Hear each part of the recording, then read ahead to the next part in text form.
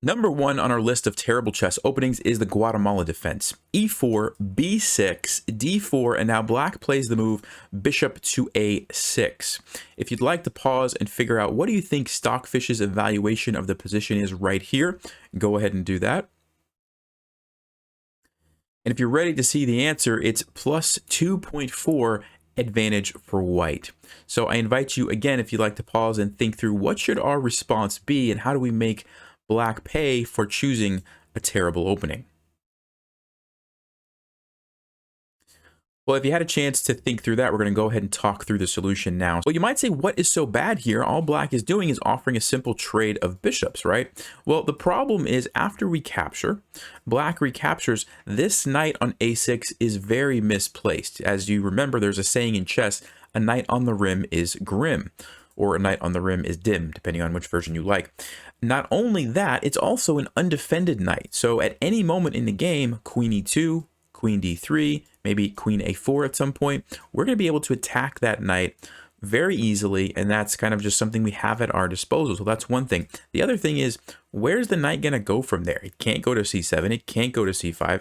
I guess it could go to b4, but that's just going to get kicked around. So it's a very awkward looking knight.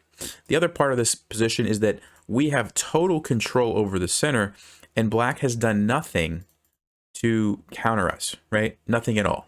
And so Stockfish just recommends knight f3, and I don't really know what black's plan would be here. The most commonly played move is e6, but now here we go, queen to e2, taking advantage of that knight, and the best move for black is actually just to go back. Because if they come forward, Stockfish says we just castle, and we just say, look at our center, look at my king, look at black's center. Black doesn't have much control. The king is in the center. This knight is terrible. We can chase it away whenever we want with one of these pawns, and it's got to go to c6, and then we can push d5, which is going to open up the king probably. It's really bad for black. And so plus 2.7, easy way to take advantage of this is just to simply develop your pieces, castle, and take advantage of that awkward knight on a6. Guatemala Defense is not a good choice. Next on our list is the Paris Gambit, and this comes out of the King's Gambit. So we have e4, e5, f4, King's Gambit accepted, and now if white plays the move knight to e2, we are entering into the Paris Gambit. So again, if you'd like to pause and think through, what do you think the evaluation that Stockfish gives for this position is? And also, what do you think the correct plan for black should be to make white pay for this terrible opening choice? Go ahead and do that, and then we'll talk about the answers. Well, if you had a chance to do that, Stockfish evaluates this position as minus 2.4.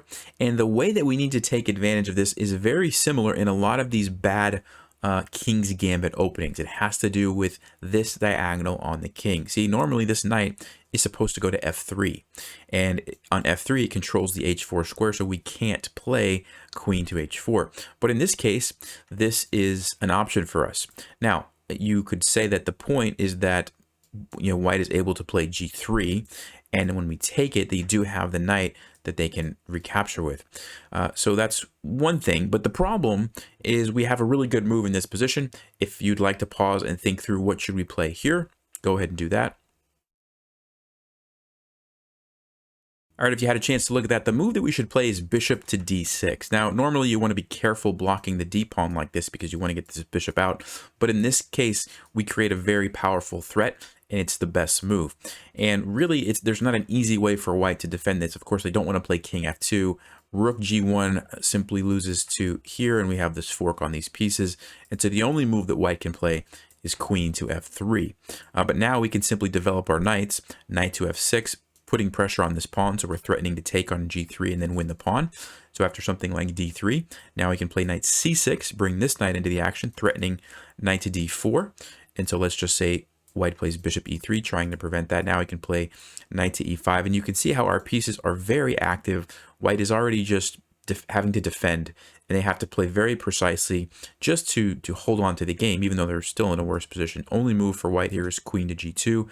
Then we can bring this knight over to g4, attacking the bishop. We've got, this pin. We've got the pressure here. They have to go bishop g1. It's just not a pleasant position for white. They're on the defensive. Our pieces are very active. We can, let's see, Stockfish is saying bishop f4 is a good move. Knight h5, just to continue to pile up on this. Yeah, I actually like knight h5. Looking at it, that looks pretty good. And so because of these reasons, allowing this pressure along this diagonal is a bad thing to do. And that's why if we go all the way back here, the Paris Gambit is a very bad idea. Something like knight f3 is a much better move, and can't recommend the Paris Gambit. Next on our list is the Zaire Defense. This is after d4, black plays knight c6, d5, and black plays the weird knight to b8. But wait, it's not over yet. e4, now black plays knight f6, we play e5, and now black goes back to g8. So this is the Zaire Defense. It's pretty comical when you think about it. The first 4 moves that black plays, 1, 2, 3, 4, and obviously our first 4 moves. Yeah, I think it's pretty funny. What do you guys think Stockfish's evaluation of this position is, and how should we approach this as white? Well, if you're ready to see the answer, Stockfish evaluates this position as plus 1.9, which is interesting because when you think about some of the other openings that we looked at, I would think this might even be better, and yet it's only plus 1.9. And this is an interesting point. Even though we do have a lot of space and great control over the center, because our pawns are advanced and extra square, they can actually become targets, and we have to be careful. Black can actually strike and attack these very easily and kind of break down our center in ways that they maybe couldn't if the pawns were just back one square. And so that's kind of an interesting dynamic. Now, that being said, it is still better for white, and the way that Stockfish recommends we approach this is just by developing. So knight to f3, and then let's say black does sort of try something like e6. Stockfish recommends bishop to c4, just developing more pieces and getting ready to capture with our queen, creating this attack on f7, which kind of puts black on the defensive right away. Now, of course, black didn't have to do that. There's a lot of ways that black could approach this, but that's one sort of option to keep in mind. Let me just show you another one. If they try d6, Stockfish just recommends developing this knight. And after something like takes, we're just going to take with our knight, and we have this lead in development. We're going to start using our pieces depending on what black does. I can't like give you a solution for everything, but playing simple developing moves and looking to create threats, since all of black's pieces are on the starting position, that's how you want to approach this. Don't feel like you need to immediately go for checkmate. Just get your pieces out and then create some threats when you can. All right, next up we have the Troon Gambit, which comes out of the Borg Defense. And if you have no idea what I just said, don't worry, I'm going to show you right now. So e4, g5, this is the Borg Defense. And after d4, you can see we're attacking the pawn with our bishop. So black plays h6. And now we can play h4, really trying to undermine, black's pawn over here. And of course, if they take us, well, it's going to open up our rook. We don't have to take it right away. We can play knight f3 first, maybe take it back with the knight, but eventually this rook is going to be involved. We're going to have a nice target on h6. So the Troon Gambit is after we play h4, black plays the move g4. Okay, the Troon Gambit. So again, I invite you to pause, think through what do you think the Stockfish evaluation is, and what should our plan be as white against this gambit? All right, if you're ready for the answer, the Stockfish evaluation is plus 2.5, so very good for white. And as far as what we should do, you may have noticed that this pawn is undefended. And actually, that's not the move that Stockfish recommends. And it's funny, if you take this, black actually does pretty well from this position, winning 50% of the time. Now, that's pretty interesting because even though we get a free pawn, remember, bringing out your queen to squares that can be easily attacked by your opponent's pieces can be very risky. And so black actually has a nice move here, d5, striking back at our center at the same time, creating the attack on our queen. And so let's just say we move, then they can take here, and then again develop another piece, knight f6, attacking our queen. And after we move, knight to c6. And notice how black is the one who's getting all the development, right? This bishop's ready to come out. They have this open file that they can potentially use. It's a very hectic position. Stockfish says white's still a little bit better, but not nearly as good as if we go back. And instead of taking this pawn, Stockfish just recommends simple development. So knight to c3. And, let's just say d6. So black defends the pawn. Bishop to e3. Okay, bishop to g7. I'm going to show you the setup that Stockfish recommends. Queen to d2, knight to c6, and castles queenside. Notice how these are all very natural moves. Develop the pieces, put the queen up, castle queenside. Now our rook is involved in the center. Very simple, and that's better than going for a random pawn that's going to put our queen at a spot where it gets attacked. Okay, so keep that in mind.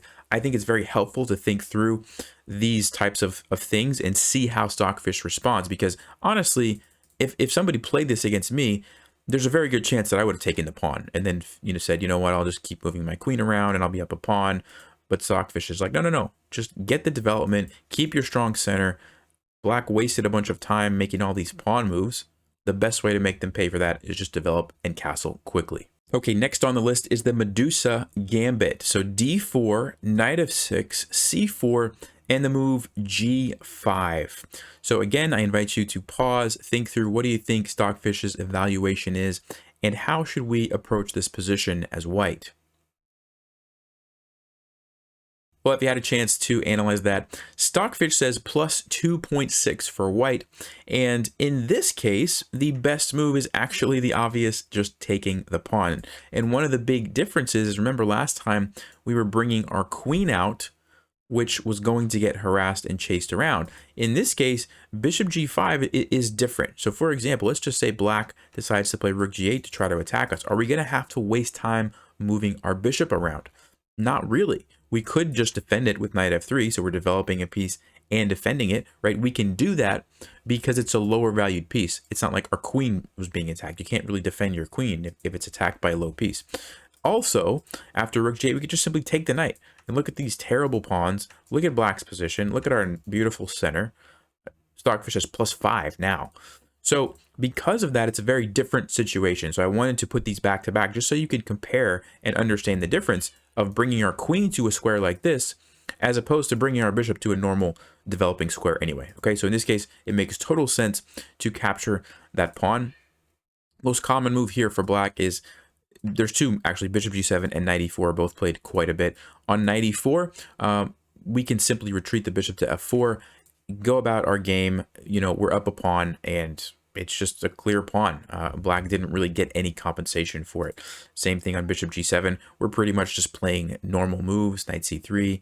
Black can castle if they want, but this looks really bad. They've weakened their king side for no reason, right? Like, of course, it would be better if they had a pawn on g6. So Medusa Gambit really makes no sense. You're giving up a pawn for like nothing almost. Right, next up, we have the Hartlaub Gambit Accepted, and this comes out of the English, although you could easily transpose into this from any opening, e4, d4, or c4, because it's when black plays b6, bishop b7. If you're a d4 player or a c4 player, e4 player, you could end up with the exact same position. So d4, knight c3, e4. Okay, and here black plays f5. Striking back, we take it, and after the move knight to f6, we enter the Hartlaub Gambit Accepted. So again, I invite you to pause and think through what's the Stockfish evaluation and how should we approach this position as white.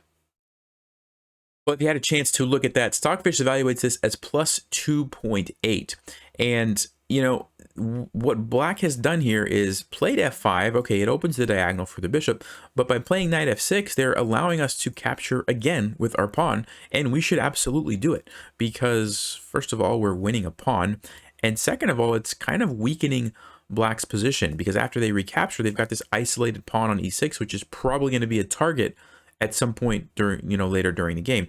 Also, this diagonal and this diagonal can be weak because of the missing pawn there. So Stockfish just recommends, again, natural developing move, knight to f3 after something like bishop to b4. Just simply bishop e2 or bishop d3 are both good moves. And so I like bishop d3 a little bit better myself, putting it on this aggressive diagonal. If you're wondering what's happening with this pawn after this, well, remember the rook is hanging in the corner, and so black can't get away with that.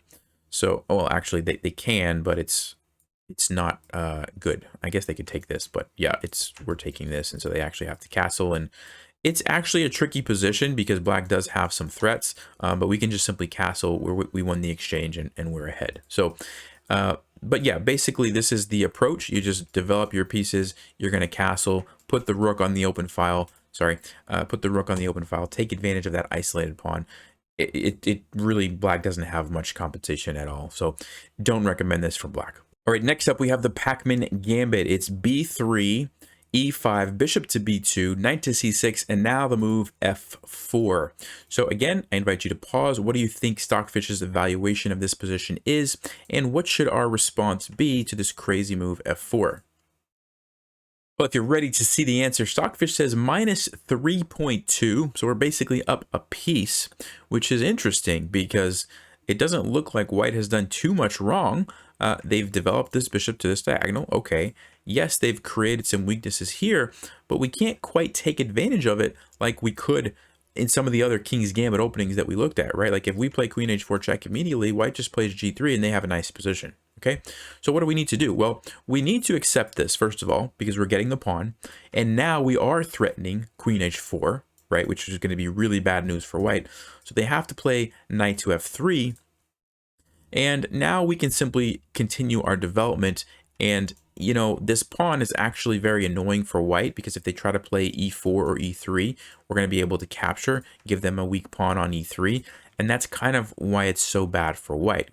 They didn't really get much from that. This bishop is nice, but we can just play knight f6, go about our developing, and then white doesn't really have anything, right? So for example, after e3, we can simply take it, and this is what I was talking about, this isolated pawn. Now, white can, if they're clever, play queen e2, pinning it, and then bishop c5, d4. It gets a little bit crazy. Bishop e4 check. It's kind of weird, but it's still better for black, and this is how we would want to approach this. And by the way, I'll just show you this line that Stockfish is saying: c3, bishop e7, queen takes, and then I guess we can castle. Yeah, castles, and the game goes on. Still better for black. Now it's not quite as big of an advantage as saying minus 2.5, so I guess white gets a little bit of compensation, but still, if you're playing an opening with white and you're getting into a position minus 2.5, the opening failed, right? So Pachman Gambit is not very good. All right, last on our list is the Carrera Gambit. It's another one that comes out of the King's Gambit accepted,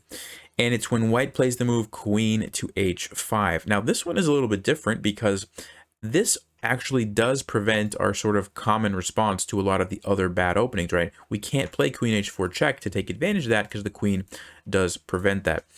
So before I talk about it, I'll give you a chance. What do you think the evaluation is, and how should we respond? Well, if you had a chance to look at that, the evaluation Stockfish is giving is minus 2.7 advantage for black. And the way that we should take advantage of this is very straightforward. Whenever your opponent puts the queen on a square that can be easily attacked, you should probably do it. Knight to f6, right? What's white doing moving their queen there? I don't know. I couldn't tell you. Most people go to e5 check from here. We can simply play bishop e7, and then most people take the pawn. So weird way to get your pawn back. You go here, you go here, you go here. I don't know what the point is, but it's not good for them. Now we can just simply castle. We have a lead in development, 2 pieces. We're castled, and what has white done? Nothing except gambit the f pawn and then move their queen 3 times to take it back. It makes no sense. All you need to do is play normal moves: knight c6, rook e8, d5 or d6, bring the bishop out. Great position for black. So Carrera Gambit, pretty bad. Hope you guys enjoyed this video and learned a thing or two. As always, stay sharp, play smart, and take care.